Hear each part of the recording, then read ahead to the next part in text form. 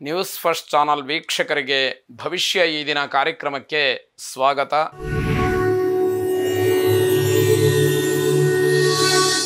ಇಂದಿನ ಪಂಚಾಂಗ ಶುದ್ಧಿಯನ್ನು ನಾವು ಗಮನಿಸ್ತಾ ಹೋಗೋದಾದರೆ ಶ್ರೀ ವಿಶ್ವಾವಸುನಾಮ ಸಂವತ್ಸರ, ದಕ್ಷಿಣಾಯಣ, ಶರದೃತು, ಕಾರ್ತಿಕ ಮಾಸ, ಕೃಷ್ಣ ಪಕ್ಷ, ದ್ವಾದಶಿ ತಿಥಿ, ಹಸ್ತ ನಕ್ಷತ್ರ. ಈ ದಿವಸ ಭಾನುವಾರ ಸಾಯಂಕಾಲ 4:30ರಿಂದ 6 ಗಂಟೆಯವರೆಗೆ ರಾಹುಕಾಲದ ಪೂರ್ಣ ಪ್ರಮಾಣ. ಈ ರಾಹುಕಾಲವನ್ನು ಗಮನಿಸಿ ಅದನ್ನು ತ್ಯಾಜ್ಯ ಮಾಡಿ ಶುಭ ಕೆಲಸಗಳನ್ನು, ವಿಶೇಷವಾದಂತಹ ಪ್ರಯಾಣವನ್ನು ಮಾಡೋದ್ರಿಂದ ಯಶಸ್ಸನ್ನು ಹೊಂದಬಹುದು. ಹಾಗಾಗಿ ರಾಹುಕಾಲಕ್ಕೆ ಹೆಚ್ಚಿನ ಮಹತ್ವ ಇರತಕ್ಕಂಥದ್ದು. ರಾಹುಕಾಲವನ್ನು ಗಮನಿಸಿ ಅದನ್ನು ತ್ಯಾಜ್ಯ ಮಾಡಿ ಕಾರ್ಯಪ್ರವೃತ್ತರಾಗಿ ಶುಭವಾಗಿ.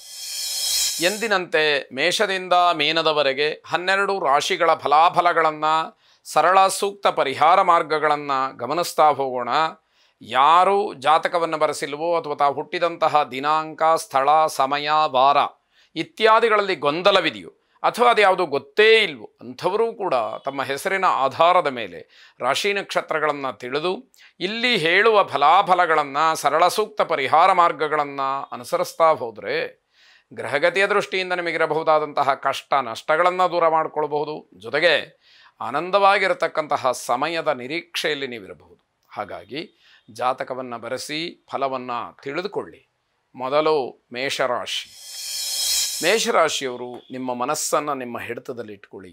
ಮನಸ್ಸು ಹೇಳಿದ ಹಾಗೆಲ್ಲ ಕೇಳೋದಕ್ಕೆ ಅಸಾಧ್ಯವಾಗುತ್ತೆ, ಅದನ್ನು ಕಾರ್ಯರೂಪಕ್ಕೂ ಕೂಡ ತರಲಿಕ್ಕೆ ಕಷ್ಟವಾಗುತ್ತೆ ಅಂತಕ್ಕಂಥದ್ದು. ಹಣದ ವಿಚಾರದಲ್ಲಿ ತುಂಬ ಶಿಸ್ತುಬದ್ಧವಾಗಿದ್ದರೆ ಮಾತ್ರ ನಿಮ್ಮ ವ್ಯವಹಾರಕ್ಕೆ ಅದು ಉತ್ತಮವಾಗ್ತಕ್ಕಂಥದ್ದು. ಸ್ವಲ್ಪ ಅಲ್ಲಿ ಅಶಿಸ್ತು ಕಾಣ್ತು, ಎಲ್ಲೋ ರಾಜಿ ಮಾಡಿಕೊಂಡ್ರಿ ಅಂತಾದರೆ ದೊಡ್ಡ ಮಟ್ಟದ ಕಷ್ಟವನ್ನು ಅನುಭವಿಸ್ಬೇಕಾಗತ್ತೆ. ರುಚಿಯ ಹಿಂದೆ ಬಿದ್ದು ಆರೋಗ್ಯದಲ್ಲಿ ವ್ಯತ್ಯಾಸವನ್ನು ಮಾಡಿಕೊಳ್ತೀರಿ. ಆಹಾರದಿಂದಲೇ ಆರೋಗ್ಯಕ್ಕೆ ತೊಂದರೆ ಆಗ್ತಕ್ಕಂಥದ್ದು. ವಿದ್ಯಾಭ್ಯಾಸದಲ್ಲಿ ನಿಮಗೆ ಅನುಕೂಲಕರವಾಗ್ತಕ್ಕಂತಹ ಸಂಗತಿಗಳು, ಆ ಸಂದರ್ಭಗಳು ಹೆಚ್ಚಾಗಿ ಇವತ್ತು ಒದಗತಕ್ಕಂಥದ್ದಿದೆ. ಸರ್ಕಾರಿ ನೌಕರರಿಗೆ ಬಡ್ತಿಯ ಸಿಹಿ ಸುದ್ದಿ ಇವತ್ತು ನಿಮಗೆ ಸಿಕ್ಕುವಂಥದ್ದು. ಆ ವಿಚಾರ ಮುಂದಿನ ದಿನಮಾನದಲ್ಲಿ ನಿಮಗೆ ಒಳ್ಳೆಯ ಅಭ್ಯುದಯಕ್ಕೆ ಕಾರಣವಾದೀತು ಅನ್ನುವಂಥದ್ದು. ಸರಿಯಾದಂತಹ ಸಾತ್ವಿಕವಾದಂತಹ ಆಹಾರವನ್ನು ಸೇವಿಸಿ ಆರೋಗ್ಯವನ್ನು ಕಾಪಾಡಿಕೊಳ್ಳಿ ಅಂತಕ್ಕಂಥದ್ದು. ವಿಶೇಷವಾಗಿ ಶ್ರೀ ಸೂಕ್ತದಲ್ಲಿ ಬರತಕ್ಕಂತಹ ಎಲ್ಲ ಮಂತ್ರಗಳನ್ನು ಶ್ರವಣ ಮಾಡಿ, ಅನುಕೂಲ ಇದ್ದವರು ಶ್ರೀ ಸೂಕ್ತ ಮಂತ್ರದಿಂದ ಹೋಮವನ್ನು ಮಾಡಿಸಿ ಶುಭವಾಗಿ. ವೃಷಭ ರಾಶಿ.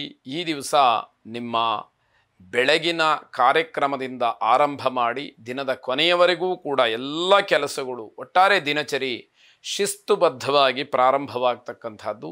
ಹಾಗೆ ಕೊನೆಗೊಳ್ಳುವ ಹಾಗೆ ನಿಮ್ಮ ಪ್ರಯತ್ನ ಇರಬೇಕು ಅನ್ನುವಂಥದ್ದು. ವಿದ್ಯಾರ್ಥಿಗಳಿಗೆ ಮಾತ್ರ ತುಂಬ ಆತಂಕ ಉಂಟಾಗ್ತಕ್ಕಂತಹ ದಿವಸವಾಗುತ್ತೆ.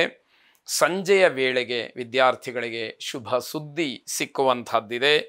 ಆಕಸ್ಮಿಕವಾಗಿ ಮಹಾತ್ಮರ, ಸಾಧಕರ ಒಂದು ಸಂಪರ್ಕ ಅಥವಾ ಭೇಟಿ, ದರ್ಶನಕ್ಕೆ ಅವಕಾಶಗಳಾಗತ್ತೆ.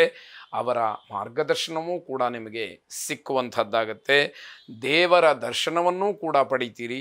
ವಿಶೇಷವಾಗಿ ಶನೈಶ್ಚರನನ್ನು ಪ್ರಾರ್ಥನೆ ಮಾಡಿ, ನೀಲಾಂಜನ ಸಮಾಭಾಸಂ ರವಿಪುತ್ರಂ ಯಮಾಗ್ರಜಂ ಛಾಯಾ ಮಾರ್ತಾಂಡ ಸಂಭೂತಂ ತಂ ನಮಾಮಿ ಶನೈಶ್ಚರಂ ಎಂಬ ಪ್ರಾರ್ಥನೆಯನ್ನು 11 ಬಾರಿ ಮಾಡಿ ಶುಭವಾಗಿ.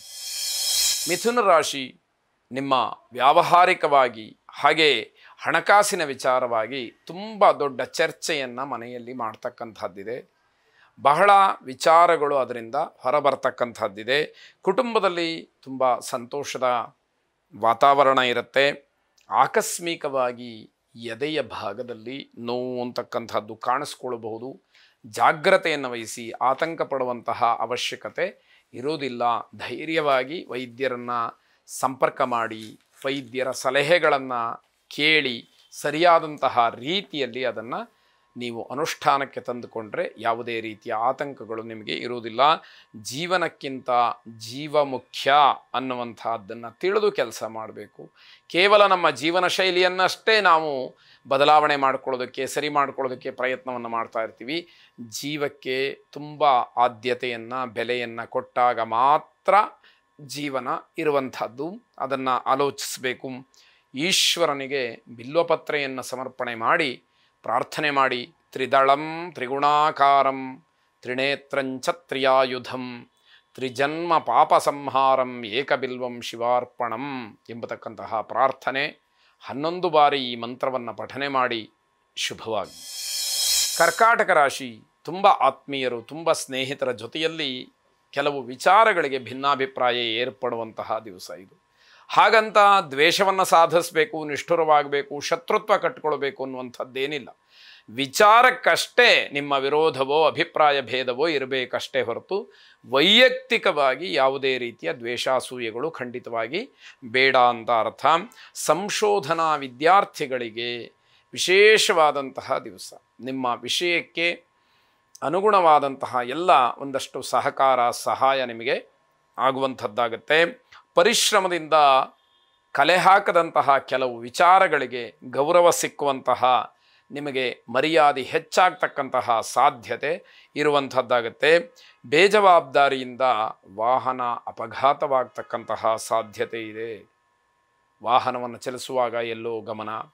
ಈ ರೀತಿಯ ಜವಾಬ್ದಾರಿ ಇಲ್ಲದೆ ಮಾಡ್ತಕ್ಕಂತಹ ಕೆಲಸದಿಂದ ಒಂದಷ್ಟು ಆಘಾತಗಳು ಅಪಘಾತಗಳು ಆಗ್ತಕ್ಕಂತಹ ಸಾಧ್ಯತೆ. ಮೃತ್ಯುಂಜಯನನ್ನು ಪ್ರಾರ್ಥನೆ ಮಾಡಿ ರುದ್ರಂ ಪಶುಪತಿಂ ಸ್ಥಾಣಂ ಶ್ರೀಕಂಠಂಚ ಉಮಾಪತಿಂ ನಮಾಮಿ ಶಿರಸಾ ದೇವಂ ಕಿನ್ನೋ ಮೃತ್ಯುಃ ಕರಿಷ್ಯತಿ ಎಂಬ ಪ್ರಾರ್ಥನೆ ಇರಲಿ. ಈ ಶ್ಲೋಕ ಮಂತ್ರವನ್ನು 8 ಬಾರಿ ಪಠನೆ ಮಾಡಿ ಶುಭವಾಗಿ.